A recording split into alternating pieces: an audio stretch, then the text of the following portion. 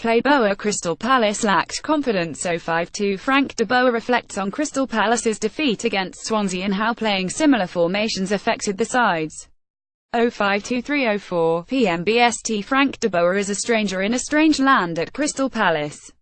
Familiarity has bred increasing contempt for slaven bilic at West Ham. Two London managers enter the international break with their teams pointless in 3 Premier League matches, and both spent last Monday in talks with their chairman. For the moment, both survive. Indications from West Ham are that bilic will be given more time to arrest the slide, though September 11th's home match with Huddersfield, the first able to be staged at the London Stadium this season, will be a litmus test.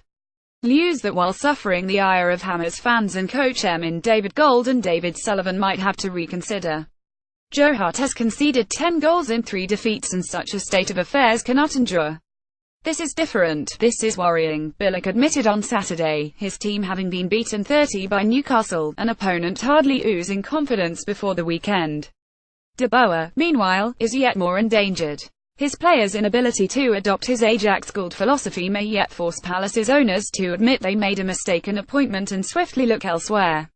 Palace have not scored a goal this season, and last Saturday's 20 defeat at Selhurst Park to Swansea suggested why. Palace sat back, inviting on previously goalless Swansea while offering nothing on the counter.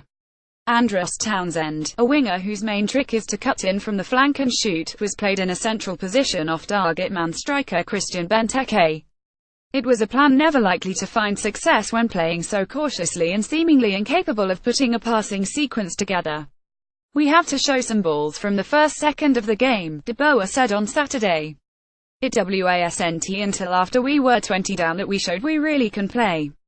The lack of courage de Boer pinpointed might owe something to his players' conspicuous discomfort with his system, a 352 formation that demands possession football and not the direct play that predecessor Sam Allardyce employed to rescue Palace from relegation last season.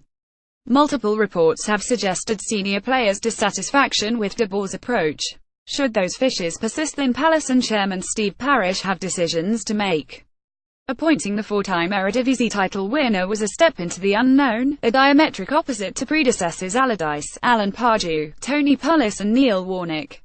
For de Boer to properly succeed, a change in culture is probably required at a club still largely run old-school English values rather than the continental approach the Dutchman worked with at places like Ajax and Barcelona, but the problems he has found in getting experienced players to follow his lead might suggest he is not actually worth taking such changes for.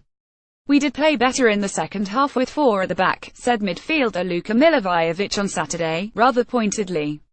The confusion writ large in Palace's play against Swansea and in losing 30 to Huddersfield on the opening day echoed the decidedly shaky start that Manchester United made under Louis van Gaal in the autumn of 2014 when, like de Boer, he attempted to implement a 3-man defensive system. De Boer might learn from his one-time mentor, who swiftly reverted to a 4-man approach, and eventually steadied the United ship for a while.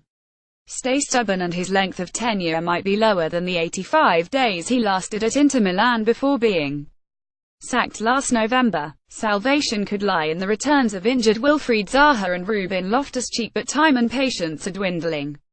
Bilic has survived significantly longer at West Ham, but so far in his 3rd season, it has become tough to discern any kind of playing system.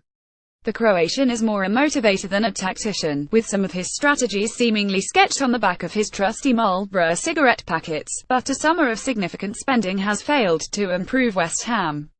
Hart, Pablo Zabaleta, Marco Arnautovic and Javier Hernandez have arrived, but aside from the Mexicans' 2 goals in a 32 defeat at Southampton, the rest have flopped. The wisdom of Manchester City jettisoning both Hart and Zabaleta has been vindicated by their performances thus far, and Arnautovic's thoughtless elbow on Saints' Jack Stevens has ruled him out for 3 matches. Meanwhile, how far Sullivan and Gold are prepared to push for remaining summer target William Carvalho this week may be indicative of their faith in the manager. Much the same will go for Palace and de Boer, where transfer business before the window closes on Thursday will serve as the measure of faith in a manager who may not linger in South London for much longer.